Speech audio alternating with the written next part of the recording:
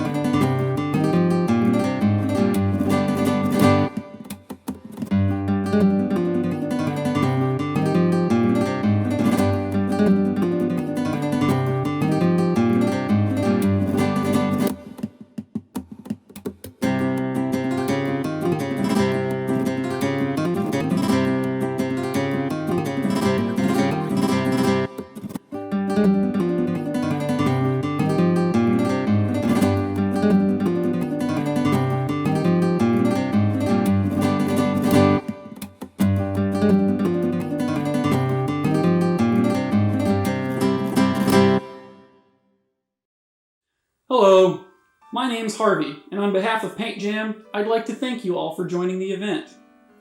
I've got a killer performance in store for you, but first I'd like to tell you a little about my journey to becoming a speed painter. My life as an entertainer started back when I was a little boy. The intention was never really about putting on a show, it was about having more fun than anyone else could. That attitude would later lead to the beginning of Paintjam virtual performances, but I'll tell you more about that later. My passion for theater began in intermediate school. First I did tech theater, behind the scenes type work. Then my freshman through senior year, I was cast in every musical put on. Grease, Into the Woods, Alice in Wonderland, and The Wizard of Oz. I was a rock star, a prince, mad as a hatter and loose as a scarecrow. I danced down that yellow brick road until I lost my way. I felt defeated, like it was all over when I was handed my diploma. Every one of my teachers that caught my performance begged that I pursue acting, especially my theater director. But I came up with a million reasons not to try show business. I don't live in Hollywood. I don't have a degree. Would a degree in theater even get me anywhere? I sold myself short and cut myself down. After working retail for 2 years, I was hired on at a gasket manufacturing plant for water pipeline construction. There were a dozen 30-foot tall, 10-ton hydraulic presses cooking rubber at like 300 degrees. The warehouse was outside with the doors and windows open. No air conditioning. Working blue collar for 2 years outside in Houston heat was enough for me to question the longevity of my career. During the time I worked at the factory, my dad, Dan Dunn, had been diagnosed with cancer. The pioneer of speed painting had begun a successful career of steady gigs when his video of speed painting, Ray Charles, blew up on a still very new YouTube back in 2008.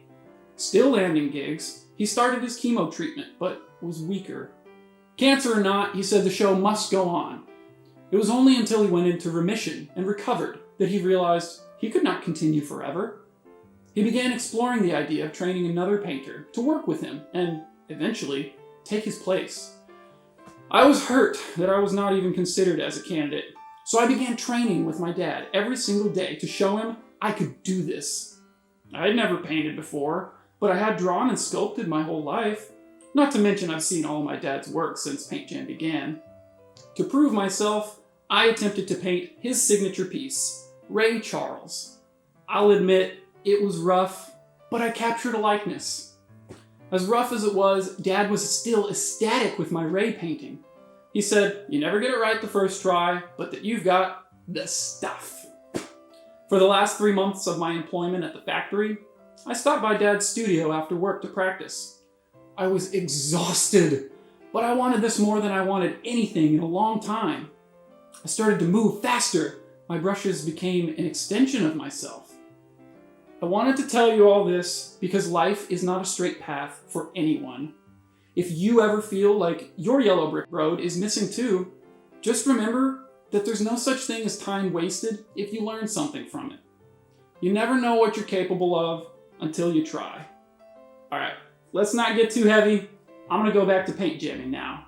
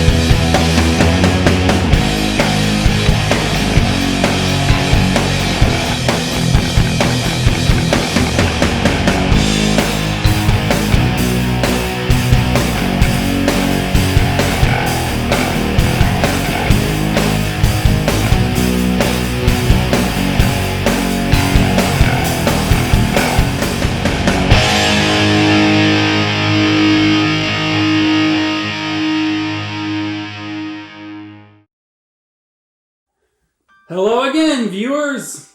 So anyway, I practiced painting every day after work and discovered that with my new skill, my passion to perform could lead to a whole new career.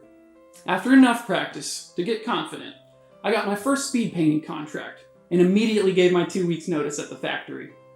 It was a show for a local high school's band lock-in. I loved the electricity in that room. Those kids cheering and hollering at me lit me up with adrenaline. I had been in large cast productions, but to be the center of attention made me feel like a rock star. I couldn't stop smiling if I tried. After the show, I used the footage we recorded to make a promotional video to send out so I could get more bookings. Let's paint jam. All right.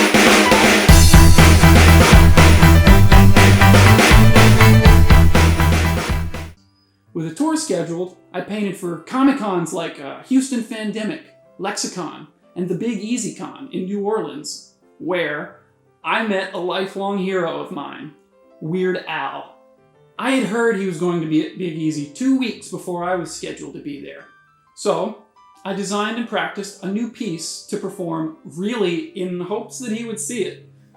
Weird Al Yankovic was sitting in his enclosed autograph booth when I walked in with a 48 by 60 inch painting of him. He exclaimed, "That's awesome!" And it confirmed to me I'm on the right path. I loved the Comic Cons, because I'm a nerd at heart, and I got to paint nerdy things that I was passionate about. Next, I had registered for APCA, or the Association for the Promotion of Campus Activities. I was gaining steam and making a name for myself.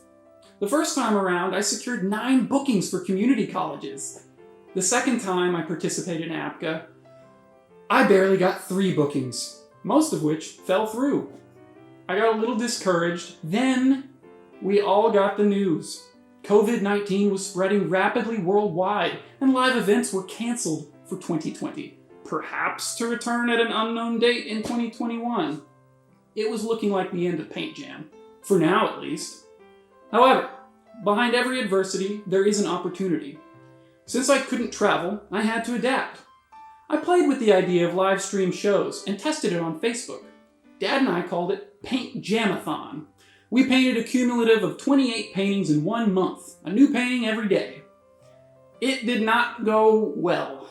On top of needing time to rehearse and set up the shoot, the production value of the videos were extremely lacking. There was one fixed camera angle right on us, so our backs were to the camera the whole time. Connection was going in and out, and there was audio loss. It didn't end up to be a total waste of time, because I did learn that literal live events were not the way to go. I found that pre-recorded performances with 3 camera angles that I switched between in real time produces a more engaging experience.